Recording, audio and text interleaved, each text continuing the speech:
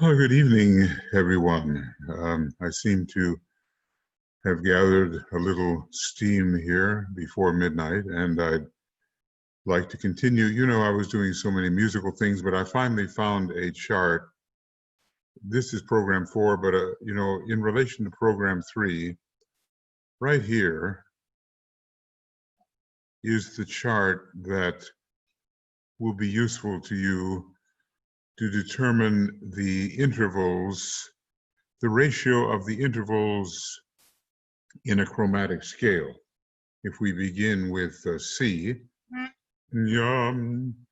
so between the perfect unison, that's 1 to 1, di-da, that's 16 to 15. It's called a minor second. Di-da, that is 9 to 8. It's called a major second.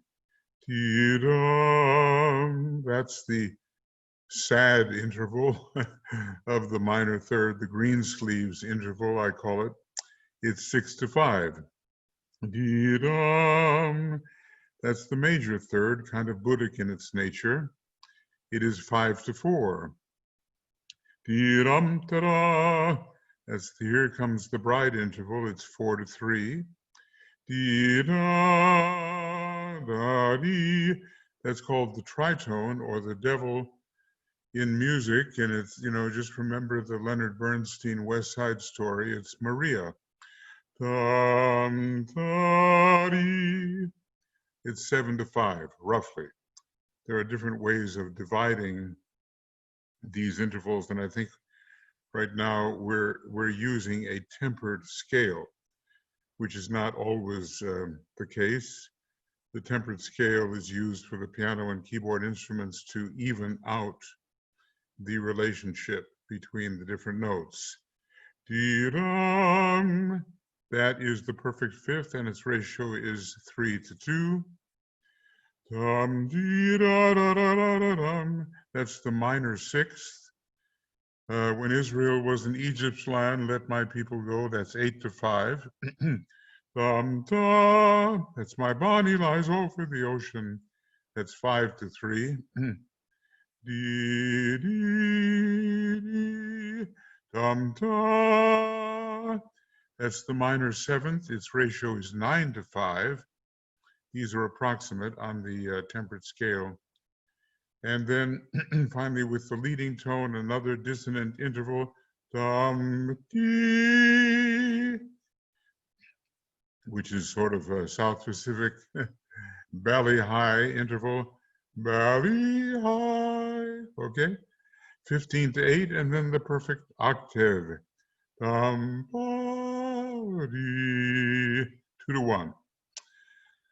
So, you know, if you want to become an expert in these matters, okay, you can do that, and you can get into all different kinds of scales with different ways of dividing the octave and so, but this is an evening out of dividing the octave into 12 perfect, 12 semitones. And a cent, well, you know, you see these cents here. It's a unit of measure for the ratio between two frequencies. An equally tempered semitone, that is the interval between two adjacent piano keys, spans 100 cents by definition. There's 100 cents between those two notes.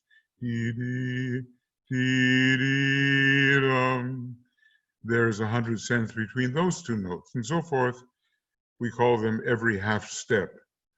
100 of these units can be found. It's some kind of logarithmic measure.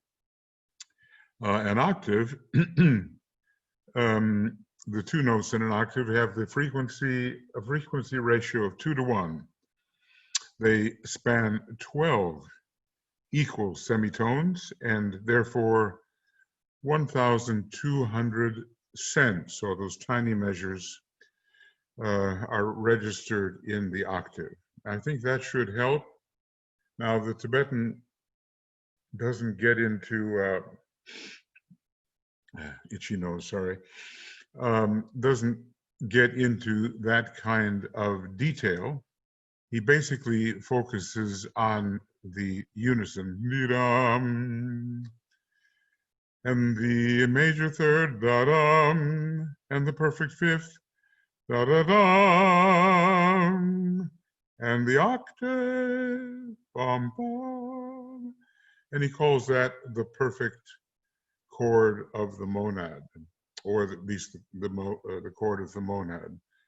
The fundamental of matter, da-da-dum, the major third of the aligned personality, the happy personality, and then the soul, da-da-da-dum, dum-dum, that's the perfect fifth. Very useful for various reasons, which I won't get into now. Bum, bum, da-dum, and that's the monad up there. Okay, that's sort of my few-minute review of everything we covered in that rather lengthy, elaborative program. Now we go into something different, and I don't think it has any music in it. So perhaps I'm,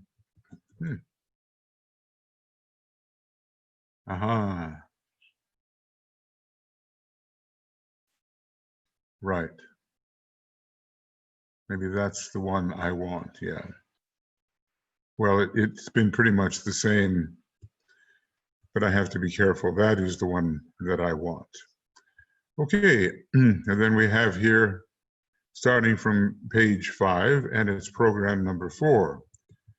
Now, some of you are studying this wonderful little book, and it's perhaps not as easy to understand as it might at first seem. Okay. Our next, I think we'll just do one section at a time, regardless of how much time it takes. I mean, if it takes too much time, I'll do it in 2 sections or 3, but I think the next one coming up is relatively short, and given the hour here, that's probably a good thing. This morning, he says, sometime in 1920, I guess, 100 years ago, this morning I would touch on the matter of egoic alignment again, showing you under the law of correspondences the universal application. It lies based in geometry or in figures and numbers. Okay. Well, that's a straight enough statement, I think.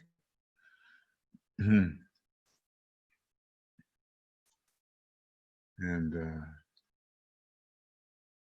make this a little bigger, but I'm not sure it shows up on your screen that way. The aim of the evolution of man in the 3 worlds, the physical, emotional, and mental planes, i.e., particularly the 18 lower subplanes. I just want to make sure that I'm doing this correctly. Yeah, it looks like I am. I hope so. The aim of the evolution of man in the 3 worlds, physical, emotional, and mental planes, is the alignment of his threefold personality with the body egoic. Notice the word body.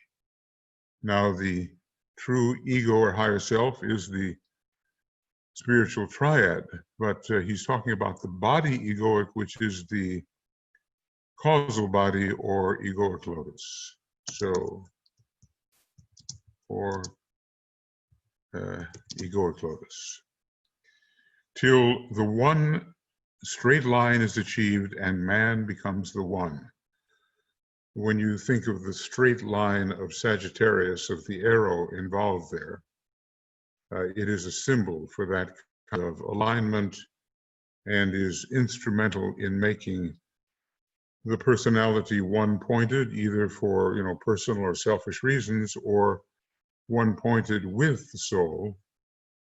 And then we have a soul-infusing personality. Probably the soul is always, to a degree, infusing the personality, but slowly at first and much more rapidly later on. So we want to align with the causal body, or the egoic lotus, and this is the body egoic. And maybe I make this a little bigger. I think so. Maybe at that, tie it in with the word body. I guess that looks pretty good. Or close enough anyway. Okay. And man becomes the one. Always we are resolving the many into the one, and that is our goal. Okay, going on. Each life that the personality leads is at the close represented by some geometrical figure, some utilization of the lines of the cube, and their demonstration in a form of some kind. Now, probably that demonstration is sounding, probably it has its kind of chord, and it's probably not a very pleasant chord for most of us for most of the time. The regularity of it isn't there. So some variation on the cube of space. We might say the 6, how many would there be? Maybe there are 8 vertices of the cube, or 1, 2, 3, 4, 5, 6, 7, 8, yeah, with some central point. But it is associated also with the number 6, and in a strange way with Mars. So suffice it to say, it's all summarized at the end of an incarnation as a geometrical figure. Some utilization of the lines of the cube and their demonstration in a form of some kind. Intricate and uncertain in outline and crude in design are the forms of the earlier lives. Maybe these cubical forms. Definite and clear in outline are the forms built by the average man of this generation. But when he steps upon the path of discipleship, the purpose consists in merging all these many lives into, or many lines into one line, and gradually this consummation is achieved. So from intricate and indefinite to definite and clear, and then finally into one line which is created by the many lines. So many occult hints by means of which the master can read the progress of a particular life. Now, the time will come when we have that kind of symbolic vision, and we'll, be able to see in summary what the life has meant. Right now, we're the ones who are living these irregular and indefinite designs, and maybe there is some definiteness as we are progressing, but probably not so many of us are having the many resolved into the one. And maybe by the time we're an arhat, that is an initiate of the 4th degree, or a master, we will have that kind of resolution. Kind of makes you think of the Antakarana as well. The lines and qualities of the vehicles of the personality resolve at length into one bridge of light, which reaches into the spiritual triad. The master is he who has blended all the lines of fivefold development, first into the three, and then into the one. And the six-pointed star becomes the five-pointed star. Well, let's see. Let's just, let's say that this is so. The master is the one who has blended the lines, all the lines of the fivefold development, first into the three and then into the one. Many lines into three, and in a way the three is the soul, because the soul is called the triangle from a certain perspective, and the true soul, the spiritual triad, is the three. And then the monad, it means one. It's found there, in the word monk and monastery, monad, it means the one. Now, the six-pointed star becomes the five-pointed star. Well, that's, one of them is the star of initiation. From another perspective, the five-pointed star becomes the six-pointed star, which is the symbol called Solomon's seal and is the symbol of the monad, whereas the five-pointed star is another one of the symbols of the soul. But the six-pointed star has something to do with the personality as a whole on a lower turn of the spiral, and then on a higher turn of the spiral, it is the monad. And the cube of space becomes the triangle. The cube always represents somehow a lower six compared to a three or a one, whilst the one at the end of the greater cycle becomes the point in the circle of manifestation, or maybe we should say the sphere of manifestation. So this, what we have here, is somehow a very important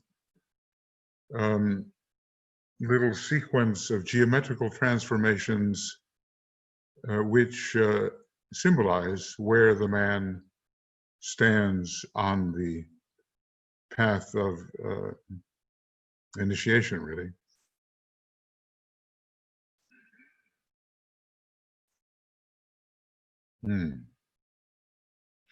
Yeah, it's kind of interesting when you look at Gemini.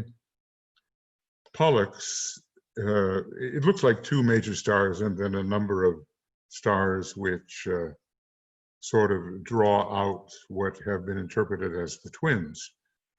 But Pollux is a single supergiant star and stands for the one that is found in any sevenfold system.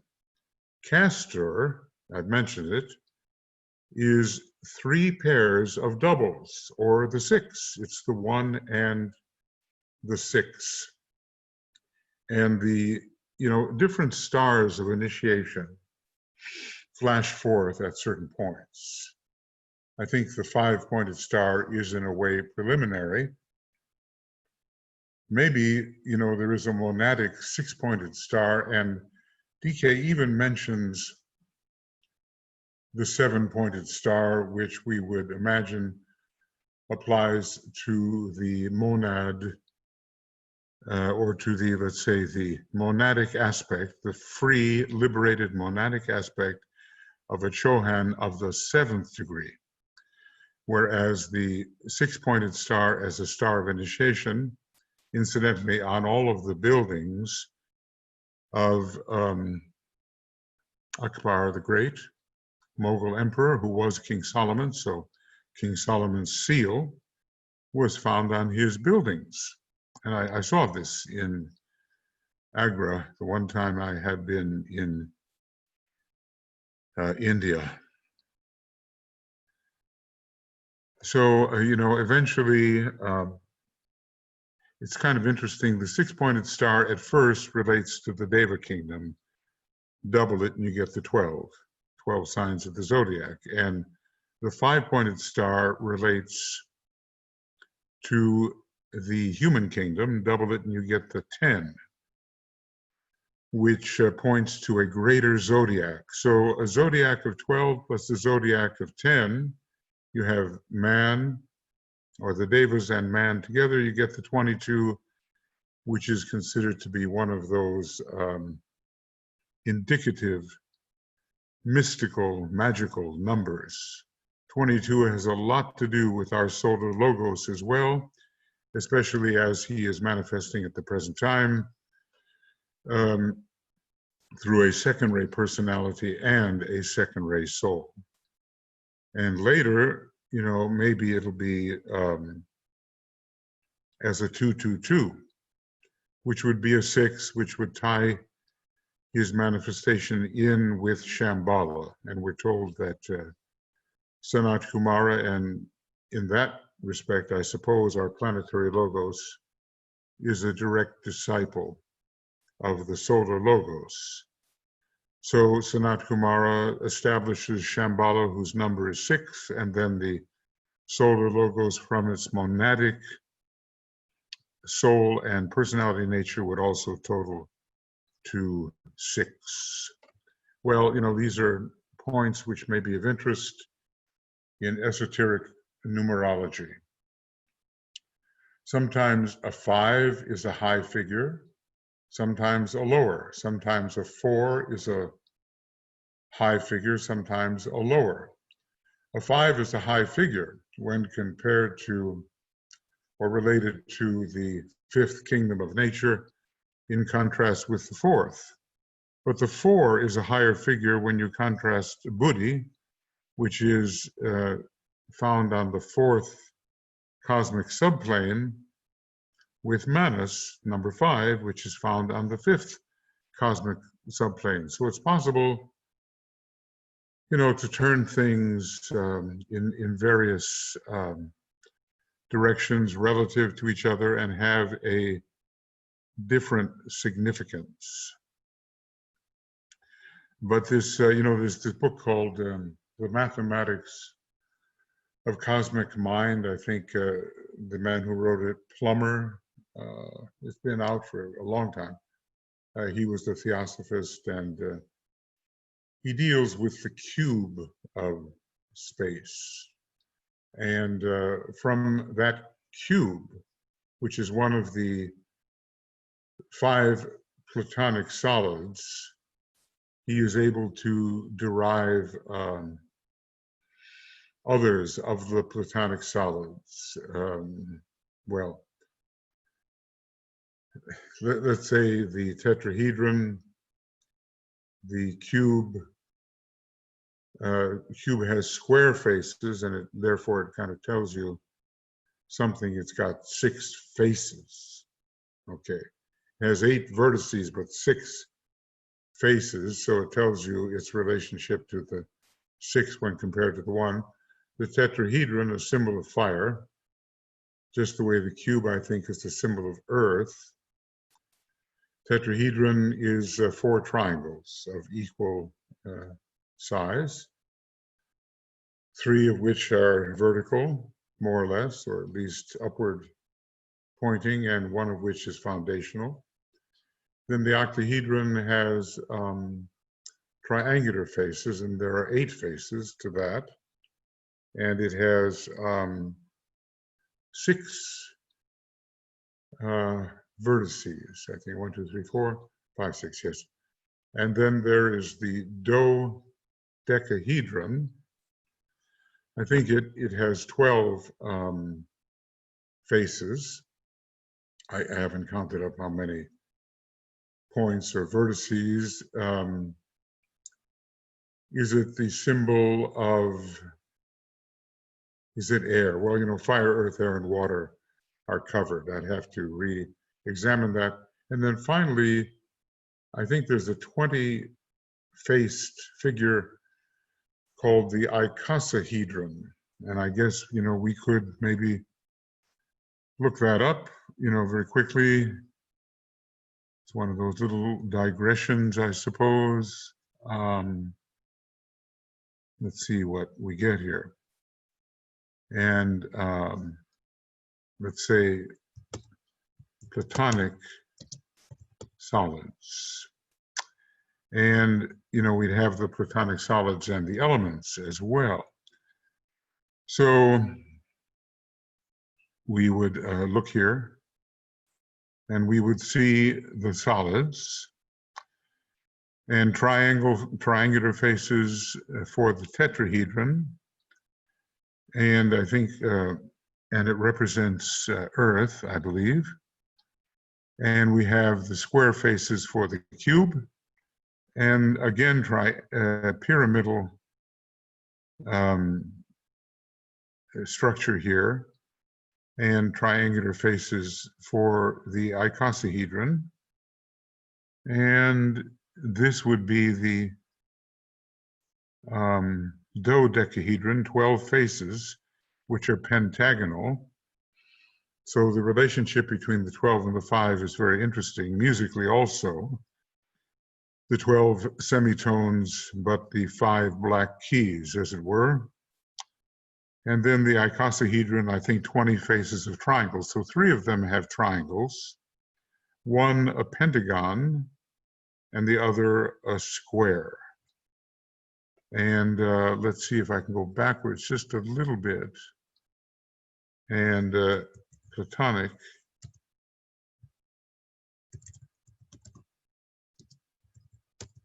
And it will give us meaning here. You look this up, and it's, it's quite interesting. And here are the various elements. Let's see if I'm in the right place. I always have to check. Yeah, I am in the right place. And is there a 6th Platonic solid? Probably not. What do they represent? The 5 basic elements: earth, air, fire, water, and the universe, or maybe aether. The cube is associated with earth and reconnecting energy to nature. The octahedron with air, and cultivating acceptance and compassion. I suppose he, I don't know if that is a particular element assignment. Let's just see here. It's in the Timaeus. Some of us may, in our studies of philosophy, remember having read the Timaeus. Yeah, here it is, but not the discussion of, not the discussion of what element they represent. Somewhere you'll find that. Let's see, maybe the icosahedron is, or rather, is maybe air, or maybe ether. I'm not sure. I'm pretty sure that tetrahedron is fire and the cube is earth. It tells us, however, that the octahedron is the element of air. So let's see if we can do this in a different way.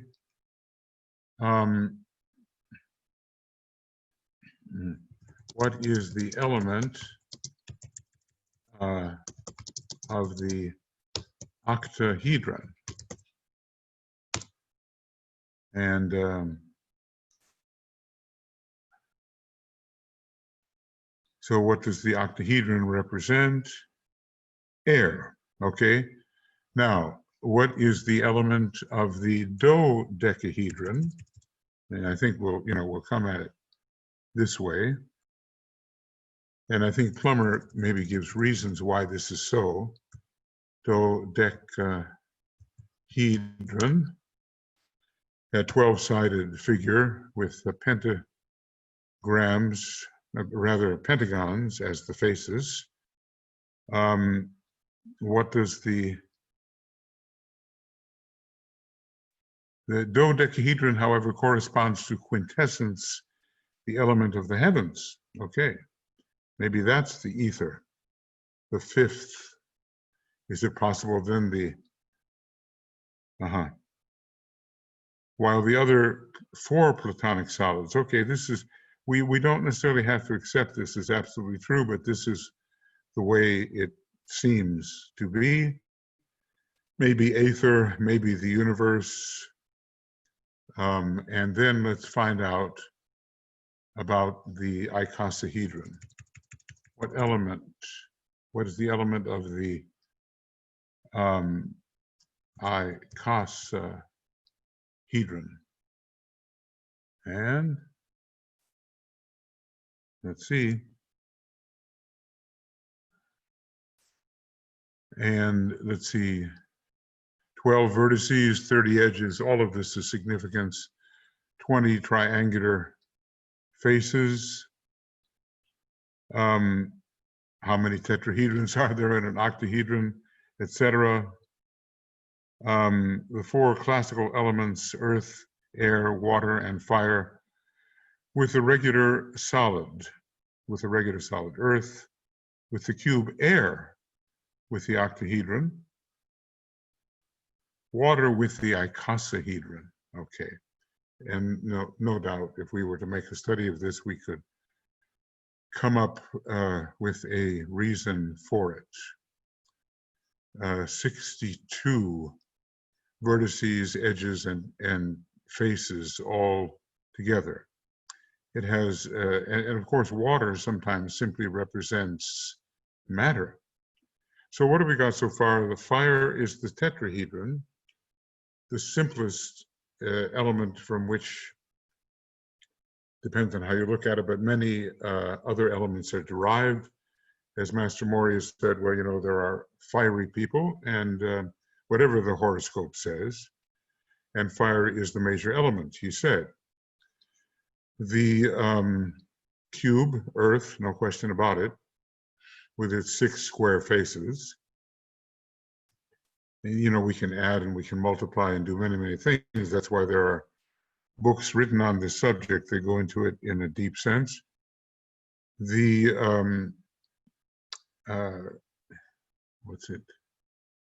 octahedron is air, according to some of these assignments. The dodecahedron represents essence, and maybe essence is aether, which is sometimes considered to be the 5th element, counting from below. But there's also akasha to be dealt with, and a higher kind of fire. And then the icosahedron, having the biggest surface area, and we have their representation of water. So at least that gives us some idea of the Platonic solids and their meaning, and we can get into that. Each one of them will have a kind of appropriate music to go with it. Yes, okay, we're good. Now, I suspect, I don't know whether my image has wandered all over the place, but we have these geometrical transformations, 6 into 5, 5 into 6, when it comes to stars. We have the cube, or the material, becoming the soul, the triangle. We have the soul or triangle, or maybe spiritual triad, becoming the one or monad. And the one becomes the point, and the point is the absolute synthesis, which is the infinitesimal, and it is dimensionless, and yet it exists. The true point, or the ultimate point, is what I call next to nothing. Or maybe what I should say, or call it, is next to no thing.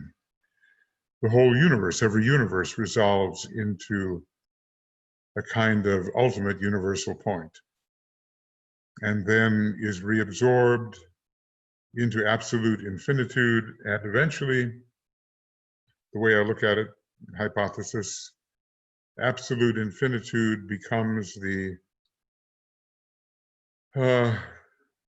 ultimate supra-universal point and is reabsorbed into absoluteness, which is pointless.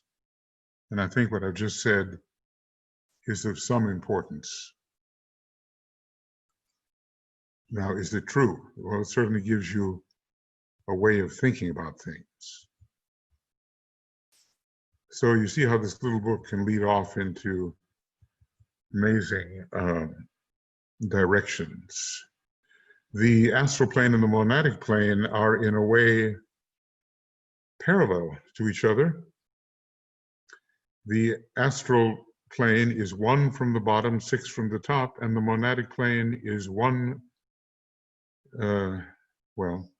from the top, or maybe count down 2, and up 6, and you have the monadic plane. For the astral plane, count up 2, and then down 6, and you have the astral plane. And from that point of view, the 6-pointed star, which is can represent sentiency of the astral body, resolves into the star of initiation. But from another point of view, as Solomon's seal, the 6-pointed star becomes the star of the monad. Now, eventually we reach a 7-pointed star.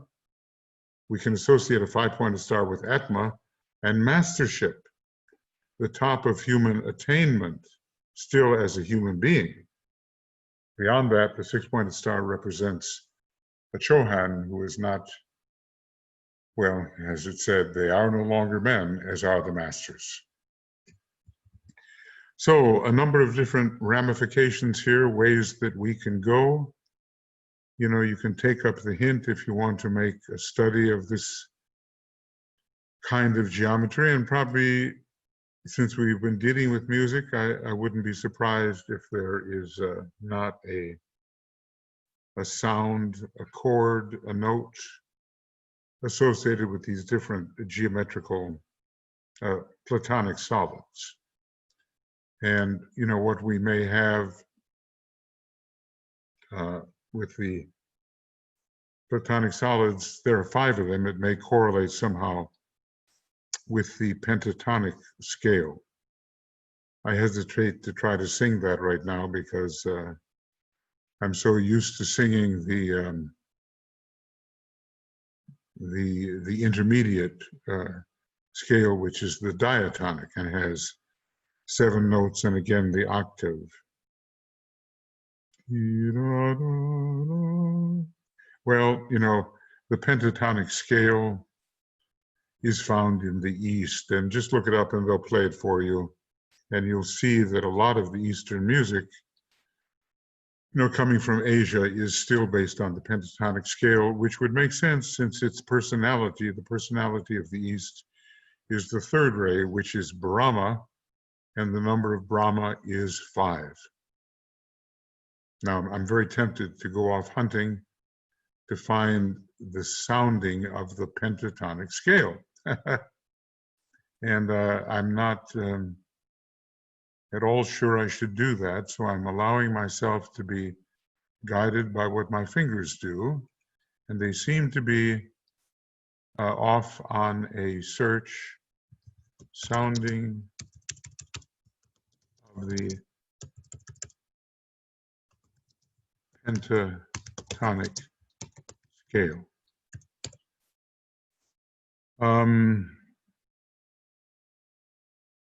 What are the 5 tones of the Indonesian pentatonic scale? Why do pentatonic scales sound good? Well, I don't know, these are strange questions. How do you make a pentatonic scale sound better? Let's look here, you know, at this particular page. What are the 5 pentatonic scales? Oh goodness, well, that would get us into The pentatonic scale has a very distinct, pleasant sound that works great, layered over many chords and other scales. It contains the most commonly used pitches in many popular songs, even today. Its lack of half steps contributes to its distinct sound compared to a major or minor scale. And I'm not sure, can we get something here, or would you hear something?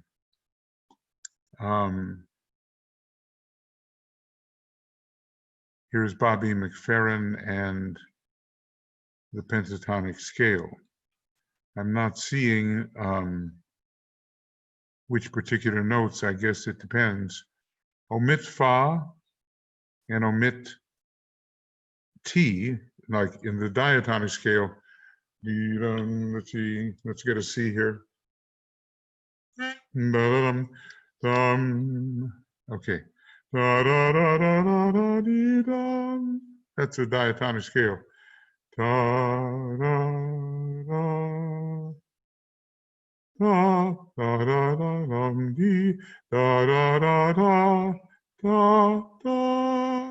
That's the pentatonic scale.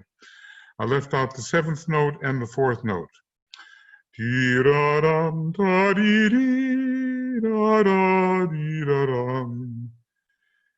And I suppose there are people who are experts in this matter.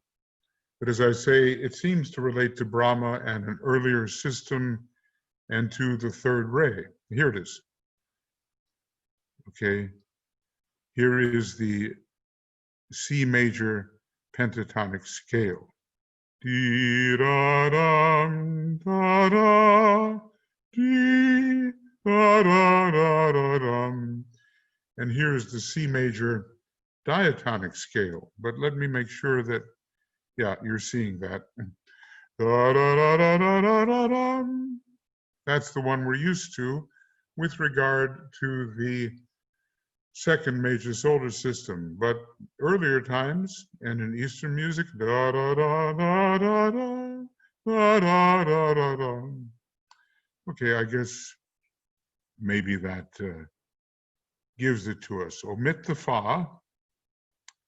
Dum, dum, dum, da, da, dum.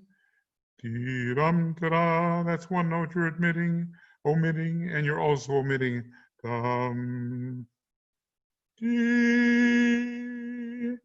And that's the T or C you are omitting. So you're omitting Fa and T, or sometimes called C, like SI.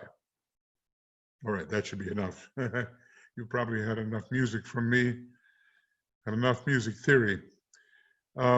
Strangely, I never did like music theory much in music school. I came there to experience music and to perform vocally and in other ways. And immediately you're hit with all this mental stuff, which can be extremely exacting. I didn't see the reason for it. But when I started to study occultism, I found that music theory is absolutely essential. And in the new schools, I'm sure it will be studied, because the fourth ray is the ray of mathematical exactitude. Just think about that. The ray of mathematical exactitude.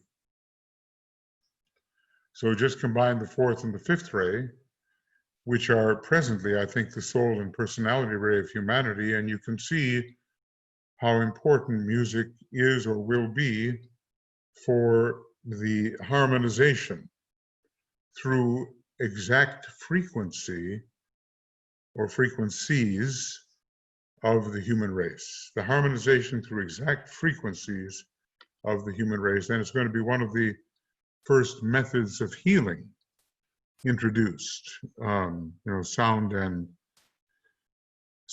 color methods, fourth ray methods will be introduced. And in the end of esoteric healing, it gives these rather obscure old commentary paragraphs that describe these methods of healing. Okay. Oh, I certainly did digress on that one. But we understand, according to the, law of mutation and the different kind of perspectives you can take, that the same symbol can represent very different points of tension and very different revelations. We all know if you turn a 5-pointed star upside down, it's associated with the devil, devil horns and all that, and the beard of the devil. And when you turn it right side up, it's the star of the mind, used more properly, but also the continuing star of initiation until a 6-pointed star takes over, and then a 7-pointed star. And there's also an 8-pointed star somehow associated with Sirius and with Mercury. So the same symbolic figure does not necessarily mean the same thing all the time. What context do you put it in? Maybe the 6-pointed star, as I tried to say, can be associated with the astral plane, but also with the monadic plane. So,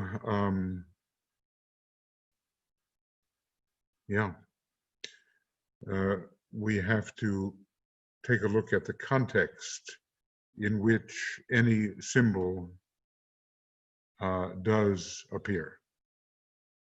Now, going on. At last, huh? Hence the effort made to teach all devotees simplicity. I haven't given a very good example, have I? Simplicity based on a trinity of foundation truths, or foundational, and the inculcation of one-pointedness. Well, that makes, of course, a lot of sense. If we start out with clarity and build from that simplicity and clarity, our conclusions, our determinations are much more likely to be accurate. Okay. Each life tends towards greater stability,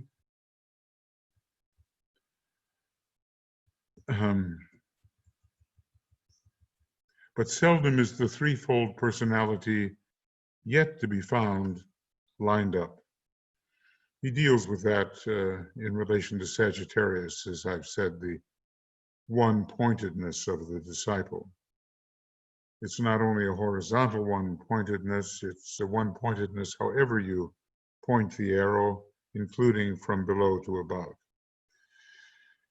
So rarely is the threefold personality yet to be found lined up. If so, I may put it,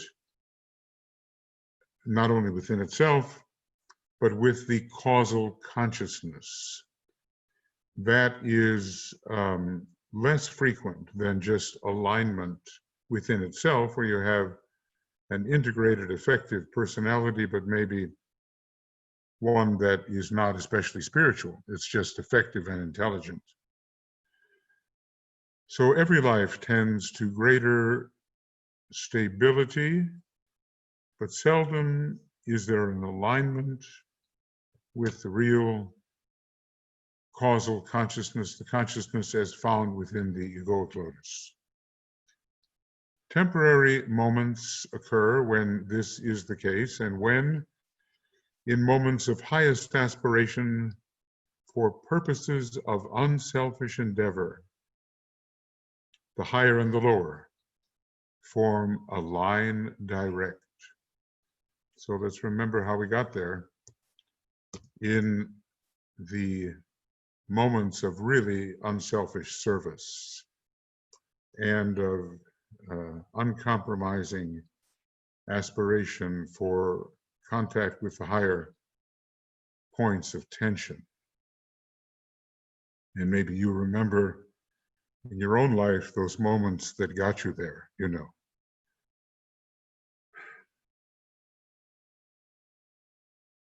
Yeah, so, for me, it's often been music, and certain moments of music have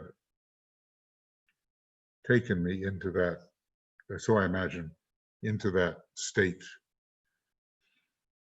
For other people, it may be other things, and it may be meditation, and it may be a form of service. Whatever works, let's be pragmatic about it.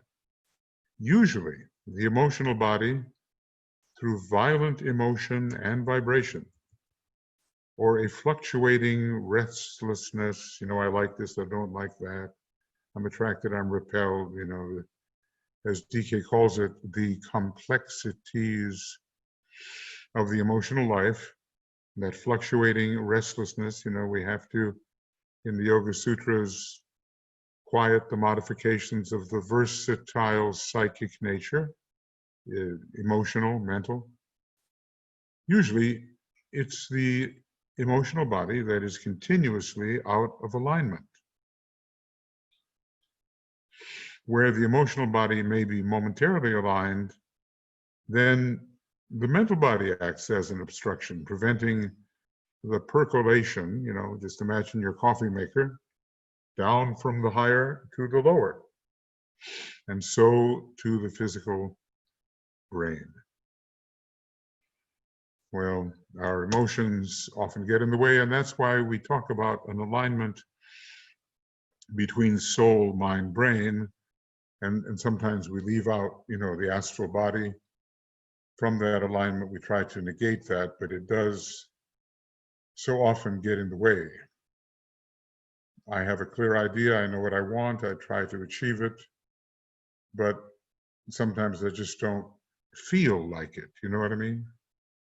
Some other errant desire leads me astray from my mental purpose, which comes from a mind held steady in the light. It takes many lives. Here's the encouraging news. It takes many lives of strenuous endeavor before the emotional body can be stilled and the mental body built that will act as a filter and not as an impediment. And that's quite a statement. In the magical process, that's very necessary because the emotions have to be involved in that process of magic, of taking the idea from the soul to the mind, making it desirable with the emotional body, and then undergoing the etheric process, which will lead to materialization on the physical plane. Strenuous endeavor. Are we ready for that? Have we already participated in that? I'm thinking sometimes of the relationship of Mercury to Scorpio, or of the uses of mind in the sign Scorpio. And we do know that the second initiation pretty well takes us into the stage where the emotional body is behaving as it should. And so Scorpio being the preeminent sign of the second initiation, not to negate the first and third initiations, but preeminently of the second initiation, it's the relationship of the mind in Scorpio which helps us do this. A mind which controls the astral body, and a mind which looks upward toward the soul and toward the Buddhic plane and brings down those higher energies and helps to regulate the versatile nature of the fluid psychic apparatus, namely Chemamanus. Even when this has been somewhat accomplished and the emotional body is stabilized, and a pure reflector of what? The love of the soul, the loving wisdom of Buddhi, and the emotional body is established as the pure reflector, and the mental body serves the purpose of a sensitive plate and discriminator upon which the soul can make its impression and the intelligent explainer of the higher imparted truth, even then I say, it takes much, what? It takes much discipline and many lives of effort, many lives to align the two at the same time. Well, this is maybe a section of the paragraph that a lot of students don't want to read. They want it right now, they want accomplishment right now, and the discussion of many lives before there can be the kind of alignment that we're talking about is distasteful to them. So at least we want to stabilize our emotional body, and it will be less subject to glamour and more reflective of the higher love energy. And the mental body will get the impressions from the mind held steady in the light. It will be held steady in the light, and it will be able to discriminate between thoughts which are just thoughts and those which are of the soul. And it will be able to interpret, because that's a Mercurian word relating to the mental body, third ray, Mercury, mental body, not just the fourth ray, okay? And even then, I say, he says, it takes much discipline and many lives of effort to align the mental body and the astral body at the same time. So maybe one or the other may function, but let's get them really into alignment. And how many is many? How long have we been working on this? Do we find that we are just beginning? Or have we made some progress already in other lives? Is the idea that it's necessary, something new to us and of importance now but not before? Or did we bring in the sense that this is important? I remember that as an opera director, I worked very much out of the dramatic potential of the astral body. And the mind was simply used to make the proper arrangements which would bring out authenticity of emotional expression while the singer was singing. Not always an easy thing to do, you know, because there's an integration issue there. Some people stand there like a stick and sing beautifully. Others can act wonderfully, but they don't have quite the voice. And, you know, to put the two together, singing and acting, is rare. And that was my job. But, you know, it was more centered in the emotions with the mind sort of guiding relationships on the stage, but not as important as the astral vehicle. But maybe when things worked right, the two were aligned. And maybe we can think about our own life right now and how mind and emotions in Kama Manas align, and also how to separate mind from emotions so we have more independent control over them. Carl Jung used to speak a lot about what he called feeling-toned thoughts. Well, that's just another name for Kama Manas, isn't it? You can't think but you feel, you can't feel but you think. And we want to be able to separate the two as to have greater independence of control and the greater possibility for integrating the two along with the etheric physical. So much discipline in many lives. So this should be a cautionary tale. and people just have to realize it takes a while. When that is done, the control of the physical brain and its final alignment remain to be affected or brought about, so that it may act as a direct receiver and transmitter of the imparted teaching and may reflect with accuracy the higher consciousness. And often brain cells are not sufficiently awake to do this. I was just reading where, in this pandemic, one of the results of having had it and even having recovered is a certain brain fog. That's how they described it, foggy thinking and so forth, not sharp.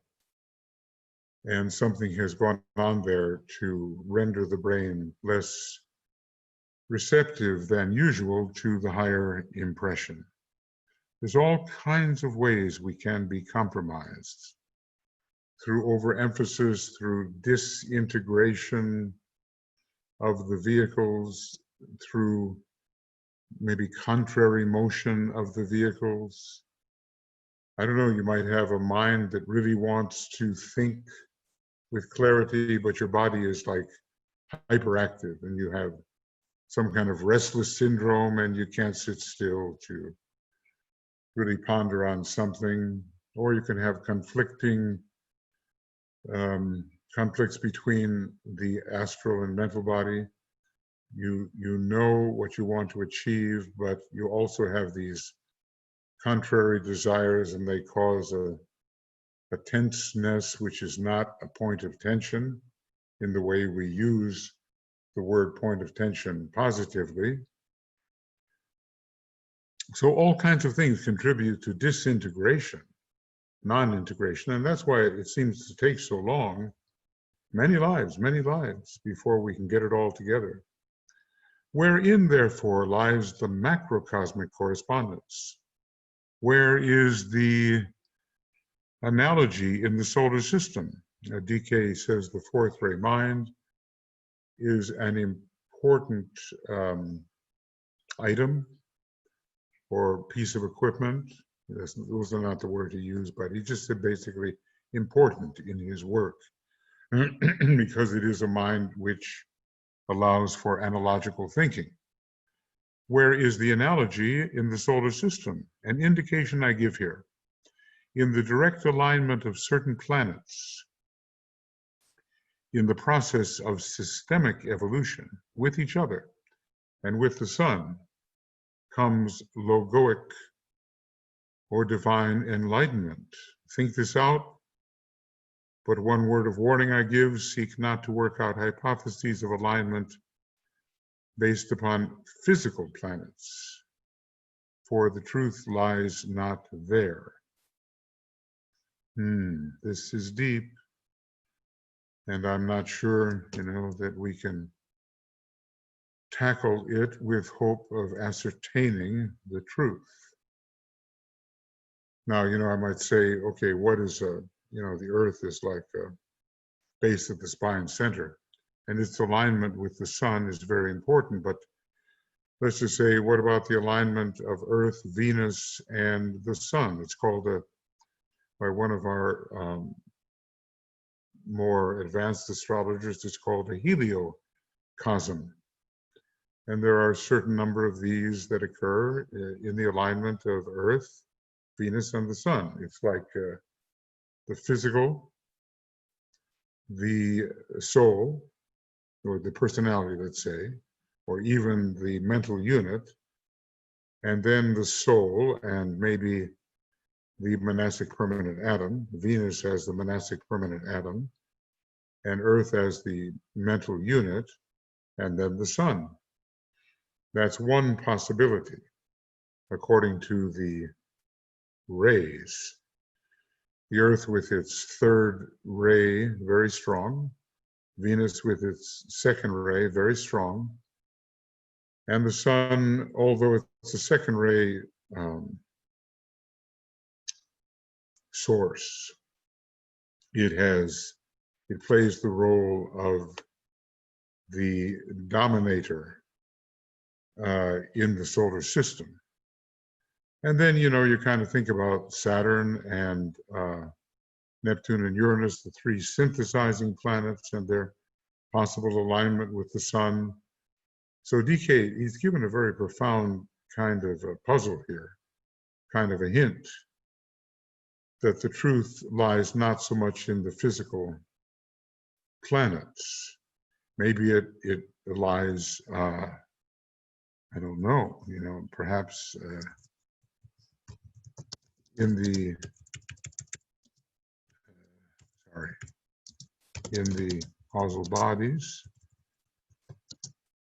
of these planets, with the causal body, let's get that straight, of the solar logos, you know. When he says it's not physical, maybe it is on the inner planes. Only 3 of the physical planets, and those 3 in etheric matter,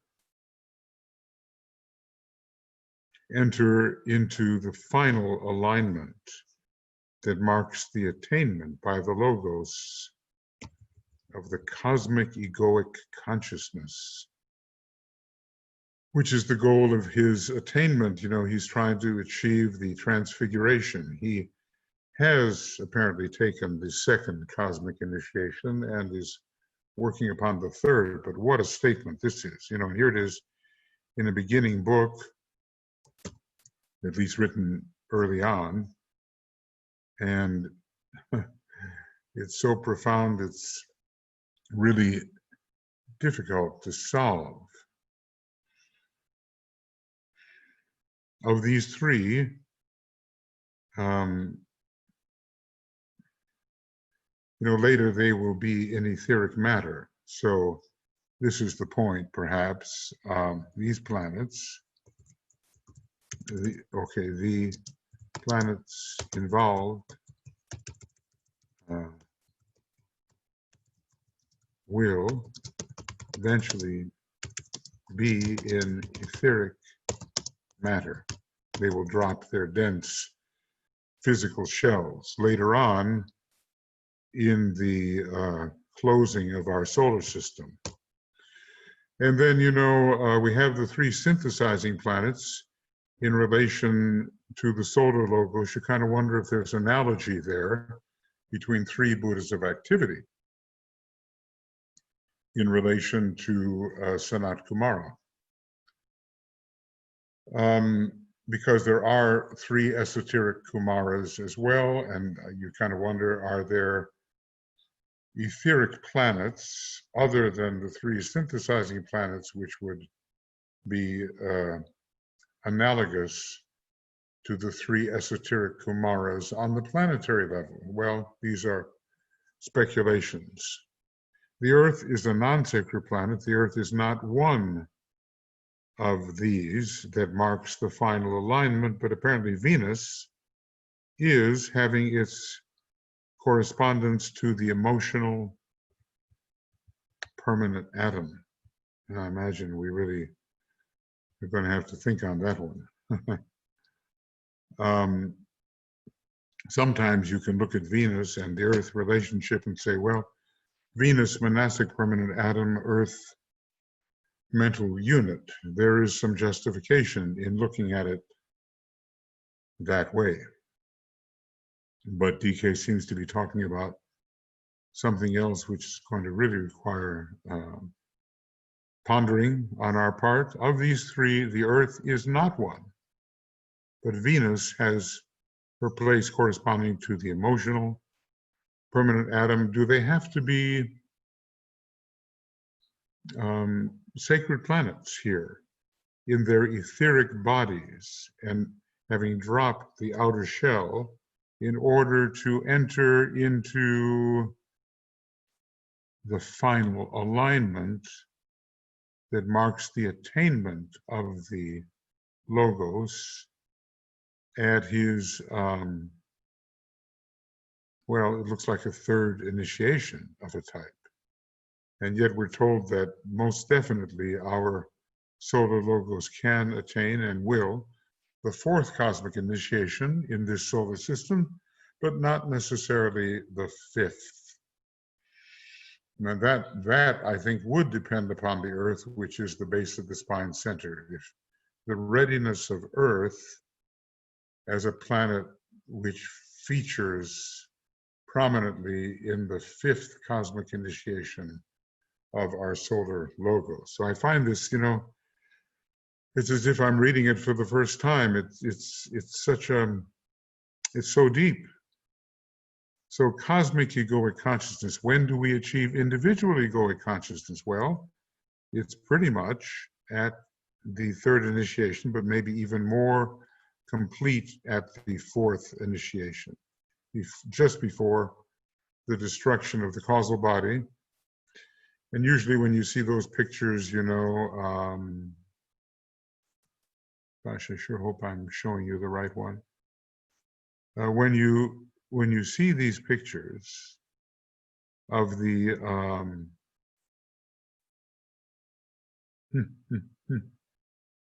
that doesn't look so easy. Looks like I've done something bad there. Well, I can't go back to what I'd like to do. I'd like to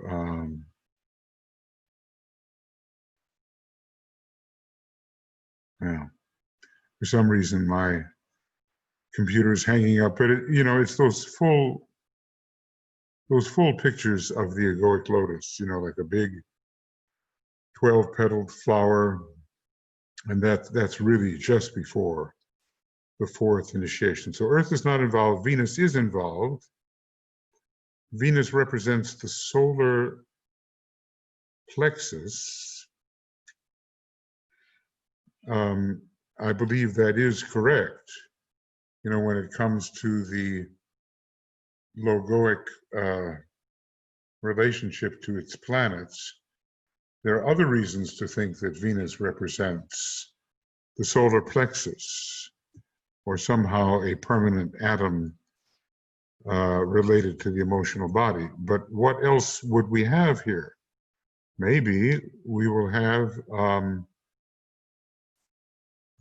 also, will we have both Mercury and Vulcan. And interestingly enough, when we look at the synthesizing planets, Uranus is the higher octave of Mercury. Okay.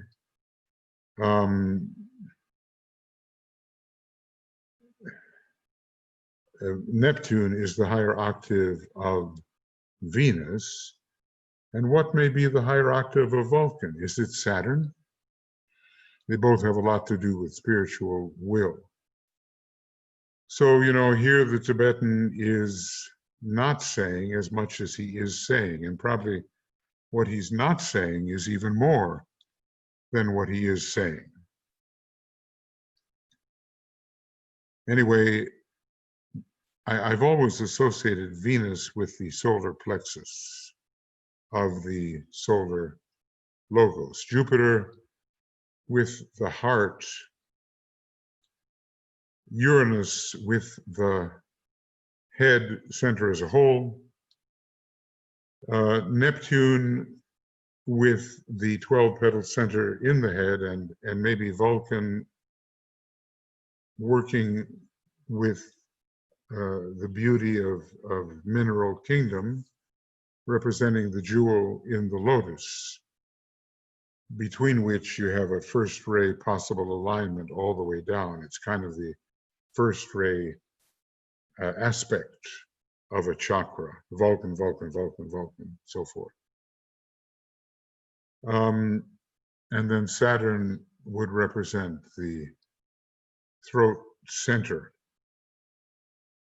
There are other planets, and maybe Mars is the sacral center,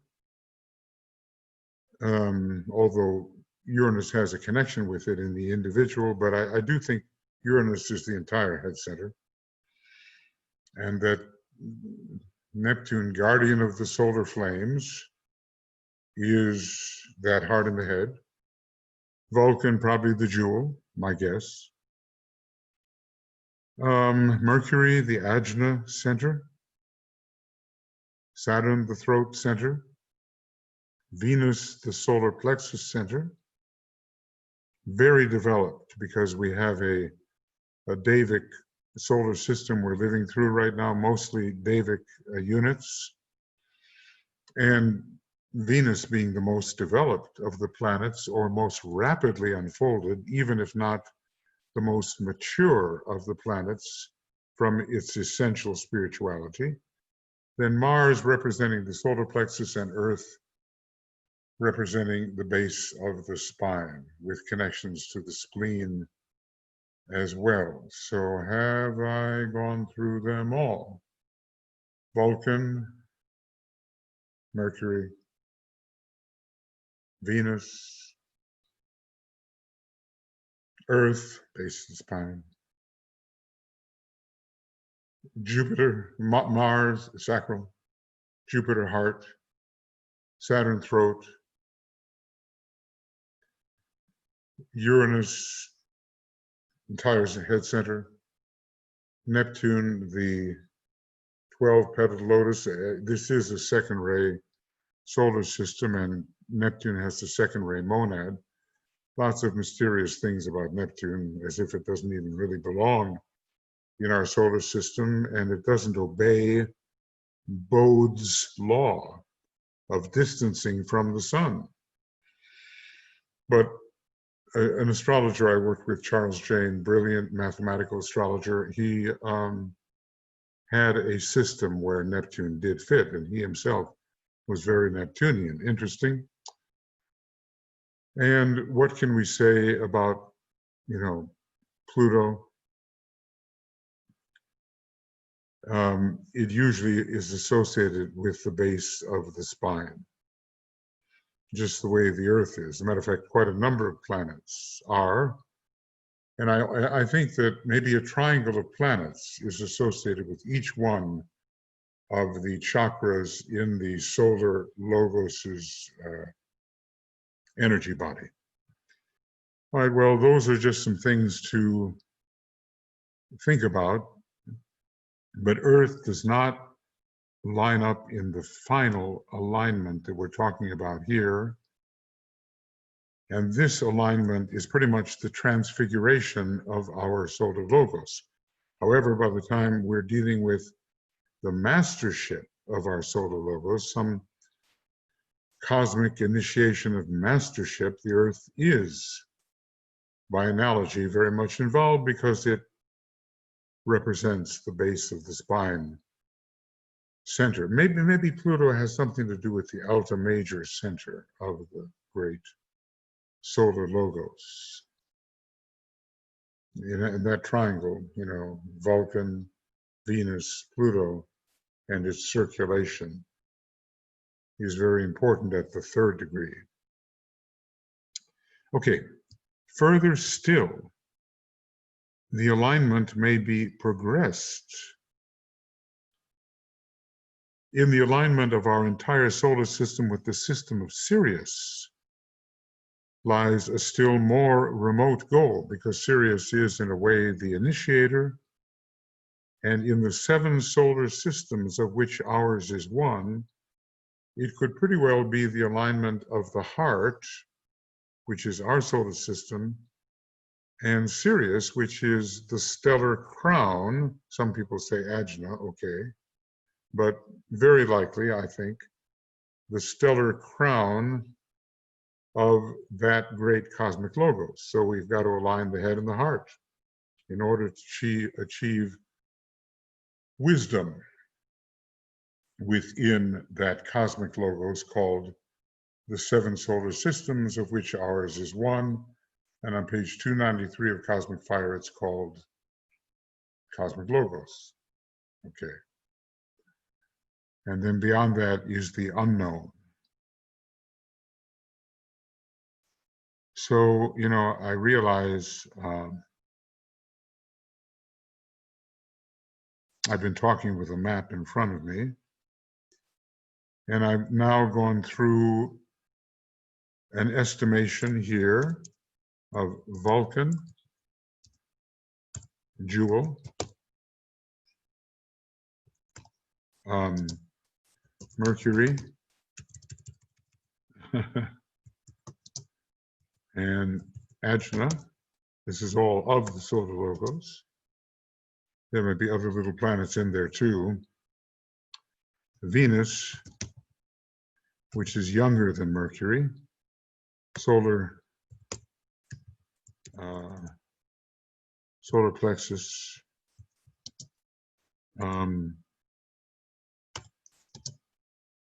Earth,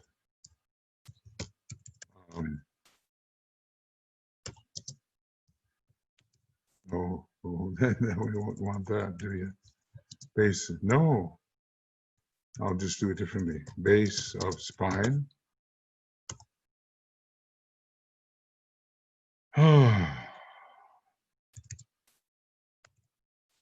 Mars,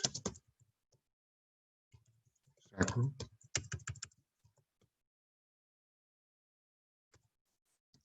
Jupiter, heart, and of course we have all those asteroids, so there have to be points of light within the solar logos for which they stand. Saturn, throat. Neptune, heart in the head.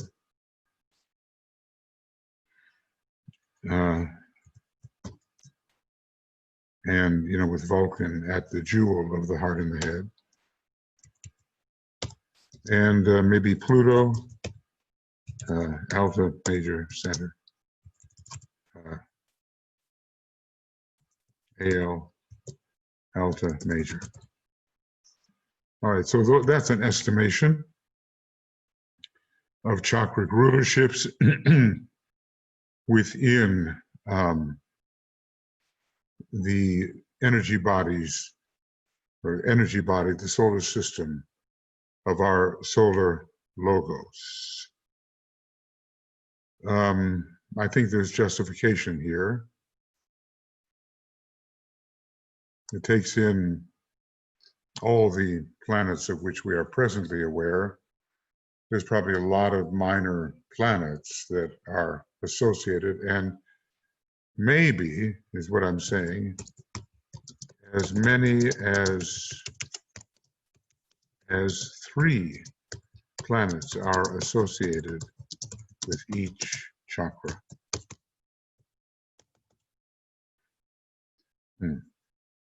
Maybe. Triangles, as it were. So further still, the alignment may be progressed, and we align with Sirius, and then also going further, we align a cosmic logos with the one about whom not may be said. Those are super cosmic logos, and in which our 7 solar systems play a part.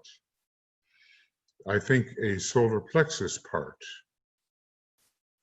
Either that, or it has something to do with desire, and our particular cosmic logos has a strong association with Taurus and Scorpio. Now you could say those are 2 sacral constellations. They are in a way, but they have everything to do with desire, Venus and Mars, soul desire or personal desire. And I think we live in a very emotionally polarized cosmic logos, but that, of course, is a wild speculation. Aren't you glad we've reached letter 2? And that being said, we're on page 8. And I'm going to go up here to where it all begins. Page 5 to 8. And now I'm going to bring it down, getting ready for the 5th program, which will not be tonight, it being well after midnight here. And, you know, it's kind of interesting where the energy comes from when it comes, and if it's available on demand or if it's not. All right. So this is the end of program 4. And we have, well, we've gone to the 20th of July, and it's page 5 to 8. Oops. Okay, 5 to 8. And we'll begin with program 5, which is 8 to whatever. And we don't know. It'll maybe be tomorrow. And we'll be dealing with a chapter. The first letter took about 7 pages. And 4 programs? Something like that. But of course, I did a lot of dilating and diverging. And you had, you know, a slight reflection of an operatic performance, trying to find the intervals and their meaning. And don't forget that in this particular program, program number 4, I have included a musical table that I was really looking for in program number 3. And it has, with the equally tempered scale, with the same distance, vibratory distance between each one of the half steps, it has the table that describes the frequency proportion. And I was missing some of those in program 3, but in program 4 in the beginning, I offered them. The little m is minor, and well, you know, here I go again. Yeah. The little m is minor, and the big M is major. A minor key, as it were, leading to a minor chord, or a major key leading to a brighter major chord. So you can study that, and when you take your examination to get into the new schools, you know, probably be in the next life, because the great Lord has to be really walking the earth tangibly, visibly, in a state of reappearance before the schools that are the real schools, not just preparatory schools, can materialize.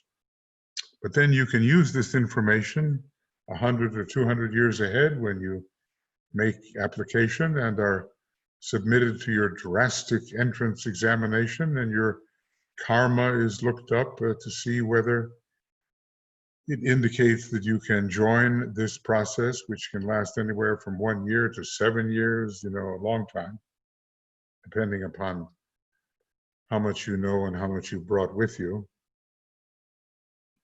Then you can use this information, say, oh yeah, way back when I studied these things. But the main thing is, with the music, just get the chord of the monad, you know, just get that much. Yum, bum, bum, bum. Get that much.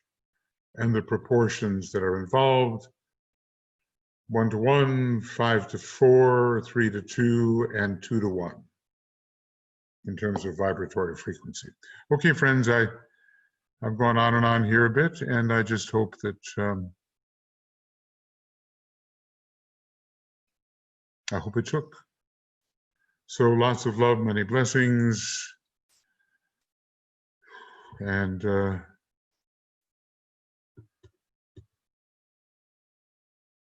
we'll continue with this wonderful little book, so seminal to great thoughts offered later in the teaching, but so foundational that without information in this book, many points would be missing. And we've gone over some of those points just today, you know, just really interesting things about sacred geometry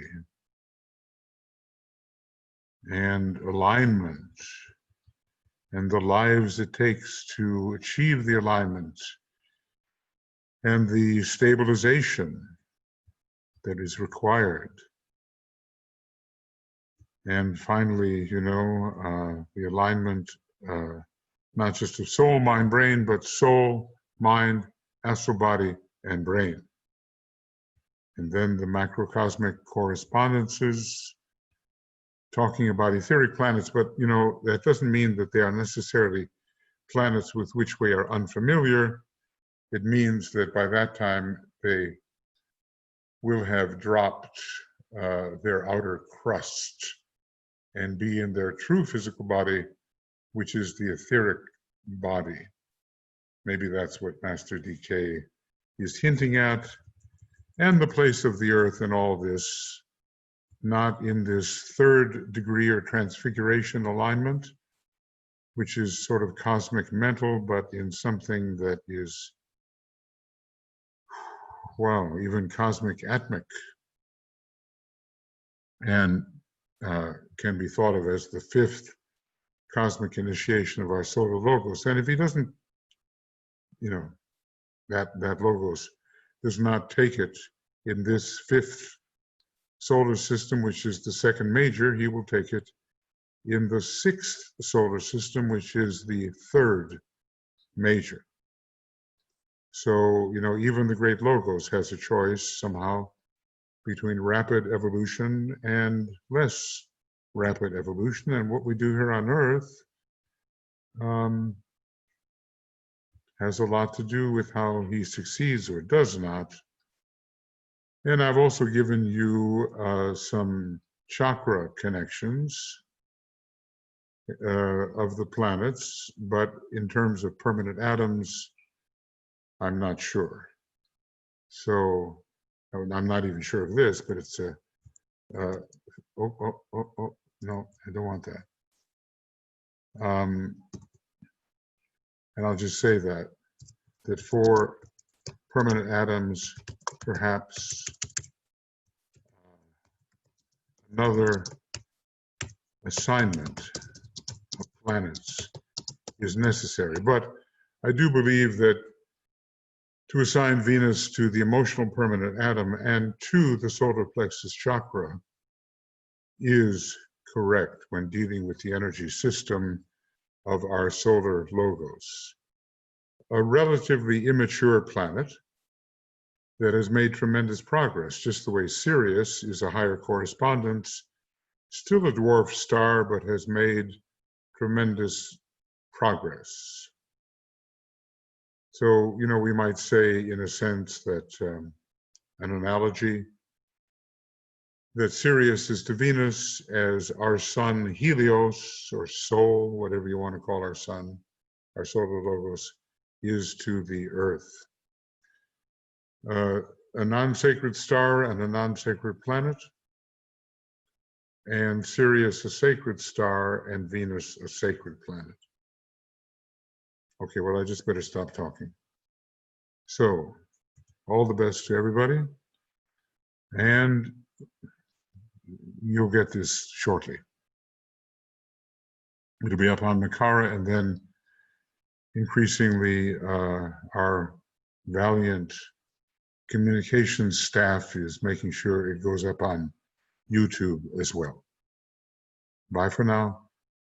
Lots of love, many blessings. Study hard, meditate deeply, serve with all you've got. We'll see you soon.